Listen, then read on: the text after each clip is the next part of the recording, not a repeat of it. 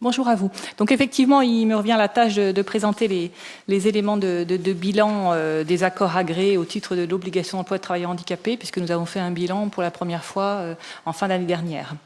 Donc pour commencer, peut-être juste quelques éléments de cadrage général. Je m'excuse si vous connaissez tout ça par cœur, mais enfin ça permettra quand même de situer dans quel cadre ce bilan prend place. Donc comme vous le savez certainement, les établissements d'au moins 20 salariés ont l'obligation légale de recruter 6% de travailleurs handicapés. Pour remplir cette obligation, plusieurs modalités sont possibles. Donc l'emploi direct, évidemment. Il est également possible la sous-traitance à des ESAT ou des entreprises adaptées, dans la limite de 50% de l'obligation d'emploi, l'accueil de stagiaires en situation de handicap dans la limite de 2% des effectifs, et enfin, la conclusion d'accords de branche, de groupes, d'entreprises ou d'établissements.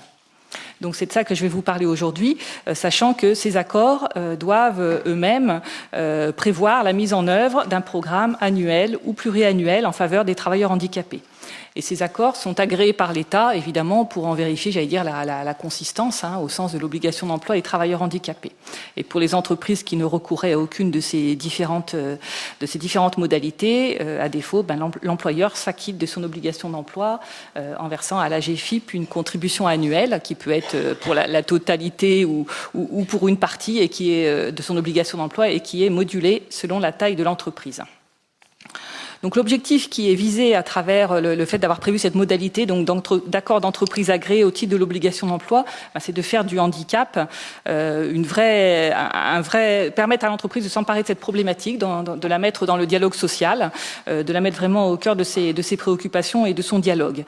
L'idée, c'est pas de mettre en place une politique de ressources humaines particulière pour les travailleurs handicapés, mais c'est bien d'intégrer un axe de prévention et d'accompagnement de la situation de handicap dans la politique RH de l'entreprise. Donc, plus qu'une obligation juridique ou de gestion de l'image sociale de l'entreprise, qui sont évidemment présentes aussi, cet outil, c'est aussi, de notre point de vue, une opportunité pour l'entreprise et pour les salariés de concilier performance économique et performance sociale.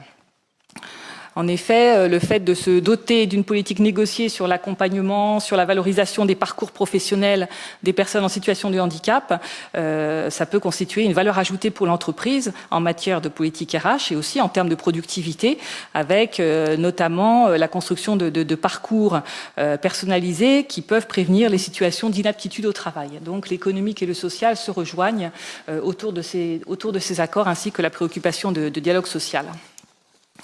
Donc, le premier bilan des accords agréés que nous avons réalisé a été présenté lors de la conférence nationale du handicap de décembre dernier. Il est lui-même la concrétisation d'un engagement du gouvernement qui avait été pris dans le cadre du comité interministériel du handicap le 25 septembre 2013. Donc ce bilan s'appuie sur une enquête que nous avons faite auprès de nos services déconcentrés, donc les directs. Il porte sur 131 accords qui ont été analysés au total. Donc pour la première fois, on a effectivement un bilan synthétique national de 131 accords. Donc ça correspond en fait aux accords agréés échus en 2011 et 2012, puisque pour faire un bilan, il faut effectivement qu'il soit terminé. Donc nous avons pris les 2 années précédentes et les accords qui s'étaient terminés les 2 années précédentes pour en faire le bilan. Et ces 131 accords que nous avons analysés, ça représente plus de 12 500 établissements assujettis. Et donc nous considérons que c'est exhaustif ou quasi exhaustif, il a pu nous en échapper quelques-uns, mais enfin on pense que globalement ça couvre l'ensemble des accords. Juste peut-être aussi quelques chiffres pour situer, quelques chiffres de la DARES, pour situer les choses. En 2012, 11% des établissements assujettis à l'obligation d'emploi étaient couverts par un accord. Donc ça veut dire qu'en instantané, vous avez 11 400 établissements qui sont couverts par un accord dans le cadre de l'obligation d'emploi des travailleurs handicapés. Il est intéressant de constater que la part des établissements ayant un tel accord augmente de façon sensible avec la taille de l'entreprise, puisque si le pourcentage est de 11% globalement, il est de 9% pour les établissements de 20 à 49 salariés, de 20% entre 200 et 500 salariés, donc on voit bien la différence, et de 36% pour les plus de 500 salariés. Donc là, on voit qu'il y a effectivement aussi un sujet dans la capacité à s'emparer du sujet handicap pour les plus petites entreprises, qui peut être aussi un thème de réflexion, mais voilà. Je ne vais pas lancer tout de suite les questions. Je précise évidemment que ce bilan, il n'épuise pas tout le sujet de la négociation collective en matière de travailleurs handicapés, en matière de handicap. Il s'agit d'un bilan des accords agréés au titre de l'obligation d'emploi de travailleurs handicapés, donc qui sont des accords spécifiques. Il y a bien sûr dans le dialogue social, dans d'autres cadres de négociation collective, ce sujet peut également être traité. Alors maintenant, j'en viens aux principaux enseignements de ce bilan. D'abord, ce qu'on observe, c'est un effet positif des accords sur le taux d'emploi des travailleurs handicapés. Donc, on va dire effectivement, c'est une, je vais pas dire c'est une bonne surprise, heureusement, mais enfin, on est quand même heureux de constater qu'effectivement l'accord joue le rôle de levier qu'il est censé jouer, pardon. Sur l'ensemble de ces accords, on a le taux moyen d'emploi de travailleurs handicapés. Donc, en fin d'accord, puisque nous on a apprécié les résultats à la fin, s'établit à 3,9%. Alors que le taux au niveau national pour les autres établissements s'établit à 3%. Donc on a quand même un différentiel notable. Également intéressant de noter que ce taux d'emploi connaît une montée en charge quand les accords sont renouvelés. Pour la même entreprise, pour le même établissement, on constate au fil du temps aussi un effet emploi, j'allais dire emploi direct, qui augmente. Donc on voit bien qu'il y a un lien. Plus la politique RH en faveur des travailleurs handicapés est pérenne et durable, plus on voit effectivement augmenter le taux d'emploi des travailleurs handicapés. En termes de secteur d'activité, on a 2 secteurs d'activité qui représentent à eux seuls un tiers des accords. Donc c'est assez intéressant, c'est des secteurs d'activité assez différents l'un de l'autre par ailleurs. Ils sont d'une part l'industrie manufacturière et d'autre part le secteur des activités scientifiques et techniques. À eux deux, ces secteurs d'activité représentent 34% des accords. Les accords sont négociés très majoritairement au niveau de l'entreprise, c'est plus des 2 tiers, c'est exactement 68% sont des accords d'entreprise.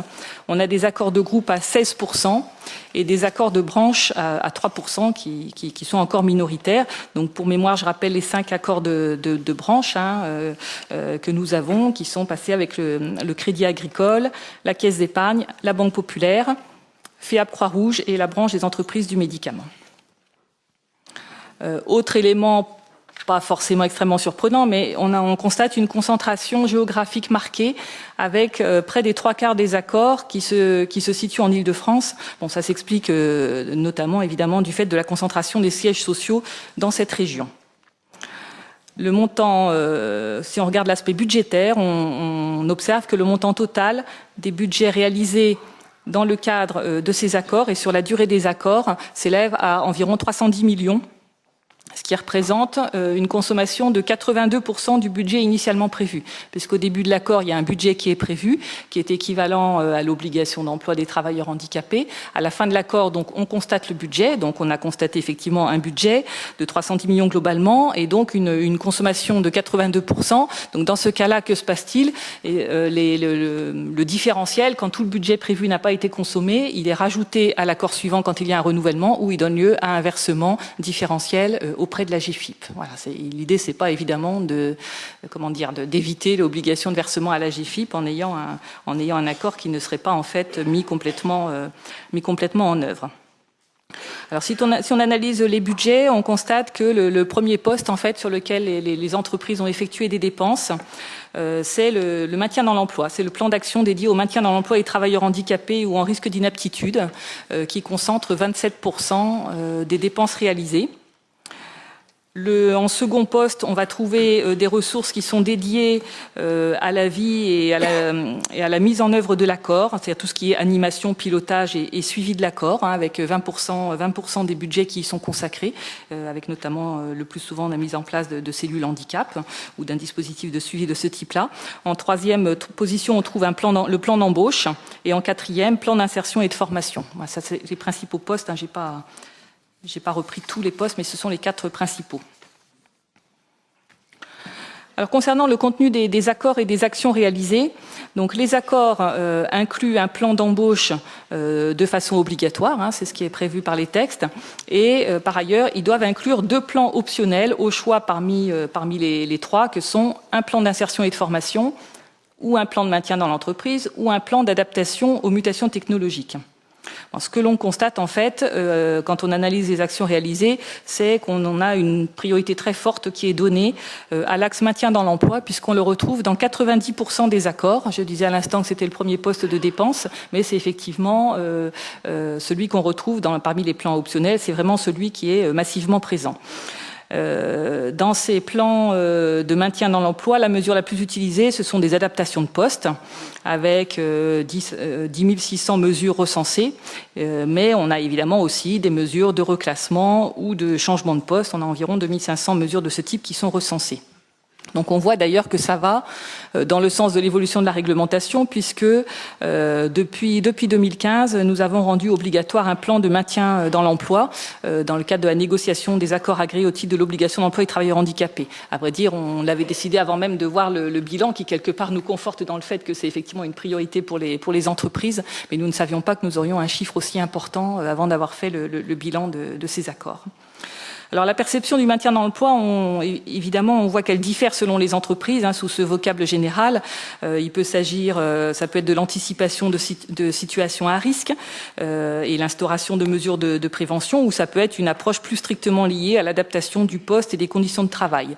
Il y a des entreprises également qui ont une approche, j'allais dire intéressante, qui est liée au maintien de l'employabilité du travailleur handicapé sur la durée du parcours professionnel en lien avec l'évolution du handicap. Et donc à ce moment-là, le plan de maintien peut aussi renvoyer à des sujets de formation, de parcours, de reconversion professionnelle.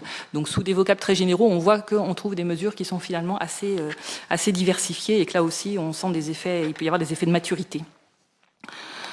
Concernant les plans d'embauche, donc le bilan des plans d'embauche, il est positif, puisqu'on constate en fait des recrutements qui sont presque 2 fois supérieurs aux objectifs qui avaient été prévus dans l'accord, puisqu'on arrive à 14 000 recrutements supplémentaires, puisqu'évidemment on ne compte que les recrutements supplémentaires et pas les recrutements qui auraient été faits de toute façon, alors que l'objectif initial était à 7 300. Donc j'allais dire c'est à la fois, c'est d'autant plus satisfaisant d'ailleurs que plus de la moitié de ces embauches sont des emplois durables, c'est-à-dire de 6 mois et plus, soit CDI, soit CDD de plus de 6 mois. Alors peut-être on peut se dire aussi peut-être qu'on a été trop modeste au début de l'accord. En tout cas, on ne boude pas notre plaisir. On constate nous avec plaisir qu'en effet les recrutements sont supérieurs à ce qui avait été nettement supérieur à ce qui avait été prévu au début des accords. Un plan de formation est présent dans 90% des accords, donc là aussi c'est quelque chose qui est très présent, et donc ça représente 5 500 travailleurs handicapés donc qui ont bénéficié de ce plan de formation dans le cadre des accords agréés. Alors j'évoquais tout à l'heure l'animation et le suivi des accords qui sont le signe d'une implication de l'entreprise dans la durée, puisque ça représente presque 240 équivalents temps plein sur la totalité des accords, et essentiellement donc ça recoupe l'existence de missions handicap.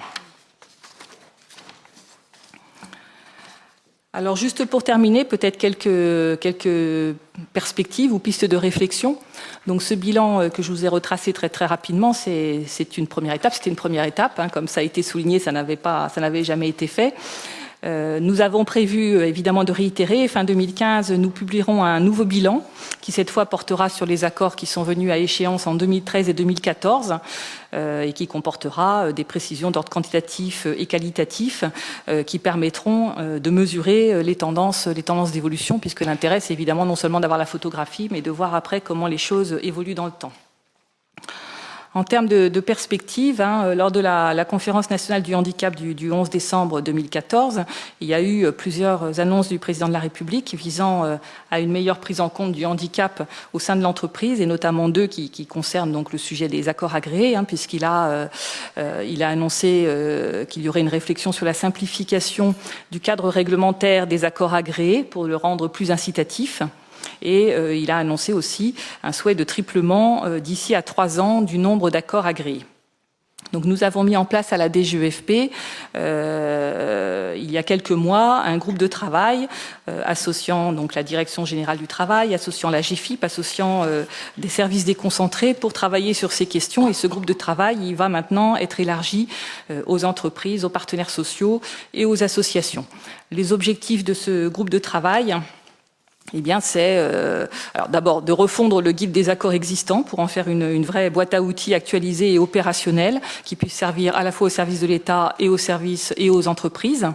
Et l'objectif de ce groupe de travail, c'est aussi, en lien avec les annonces qui ont été faites, d'identifier les freins à la négociation collective pour dégager des pistes d'incitation ou voir comment lever les freins.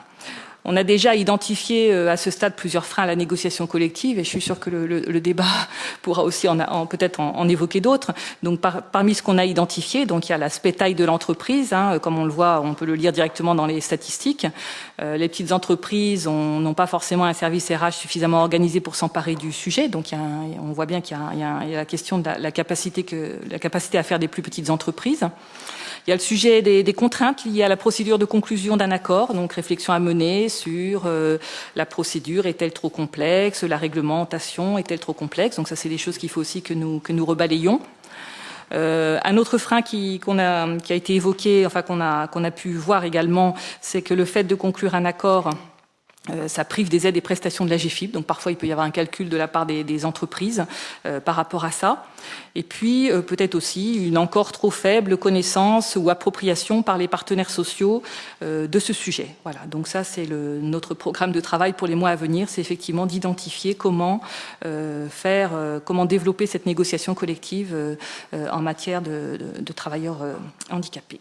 Je vous remercie. Merci beaucoup, c'était vraiment très intéressant. On a bien vu avec ce bilan tous les bienfaits qu'on peut attendre d'une politique négociée à l'intérieur des entreprises et du dialogue social au sein des entreprises, surtout quand les engagements sont renouvelés, vous l'avez dit, et surtout quand ils couvrent tous les champs, tous les aspects du sujet. Donc je pense que Philippe Dorge qui est à mes côtés, est très bien placé pour en parler, puisque PSA est engagé de longue date. Je crois que c'est le 5e accord qui a été conclu avec lui, donc il va nous en parler. Et c'est aussi une entreprise industrielle. On a vu dans le bilan que l'industrie était particulièrement engagée.